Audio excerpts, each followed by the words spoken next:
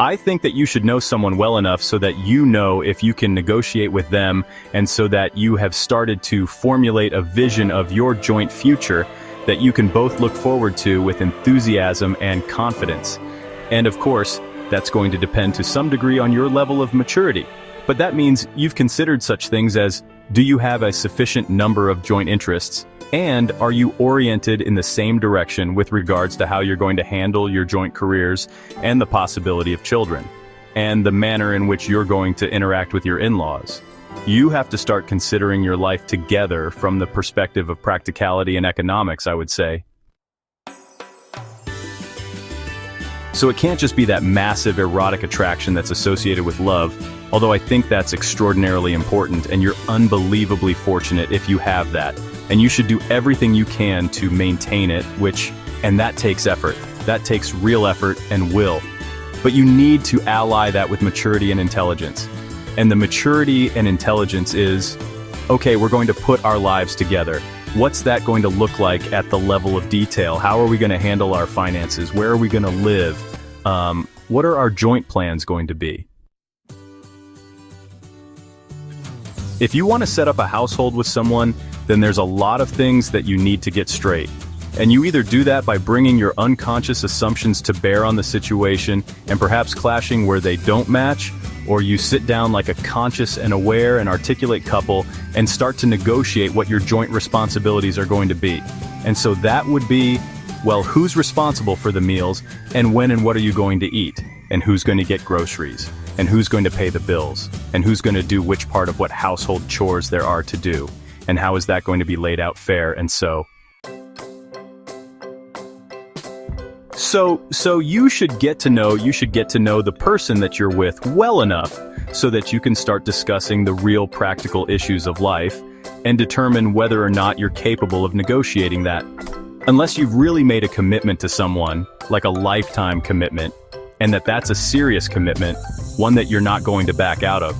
You're not going to take the relationship with the seriousness that's necessary to make it of the highest possible quality and sustainability across the course of your life. And it's really important that it is of that high quality and sustainability, because the relationship, especially when it starts to produce children, is a machine, let's say. A machine that you jointly operate that adds immensely to the quality of your life and the depth of your life. I mean, you have the rope and strands of your life, and your partner has the strands and the rope of his or her life. And then those are tied together to make a stronger rope that unites you across time. You undertake massive adventures together, and some of that is the establishment of a household and joint careers. There's also the maintenance of each other's mental and physical health, and the maintenance of a high-quality sexual life. All of that is very, very challenging to do. And then there's the joint production and care of children. Don't be thinking that you can't organize your life when you have children. The thing about modern people is that they're terrified of children. They regard children as if they're miniature tyrants, and they can be, of course, because anyone will tyrannize over you if you allow them to. Perhaps not anyone, but virtually anyone. Why not regulate your children's behavior? I wrote a chapter in my new book called, Don't Let Your Children Do Anything That Makes You Dislike Them, and that's like really serious advice. It's like, if you allow your children to conduct themselves around you in a manner that makes you dislike them, if you're paying attention to the shadow side of yourself that can be aggressive and destructive, then having children is going to mess up your life. But you don't have to do that. You actually have a tremendous amount of control over the quality of your relationship with your children, and also the manner in which you choose to disperse your time. And I mean, don't be afraid of children, man.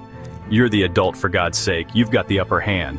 And if you have a partner you can rely on, well then, you can both decide how it is that you're going to run your household so that you're actually thrilled to death that you have kids and that you have a life. Well, so I have a good marriage, thank God for that. And that's partly due to the outstanding moral quality of my wife, who I'm also extraordinarily attracted to.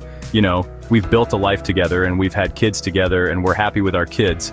And we had plenty of struggle with our kids because one of our children, my daughter, had serious health problems, which she seems to have managed to resolve partly as a consequence of her own brilliance. But We've set ourselves up now so that our children are respectable and mature young adults, so thank God for that. And they've got partners who we both really like, and they're going to have children, and well, hooray.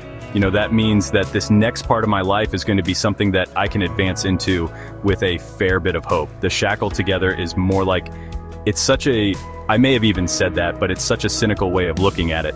It's more like what you've produced is an unbreakable bond between two beings, and that makes both of them better in every way, if it's a relationship that's based on trust and genuine communication.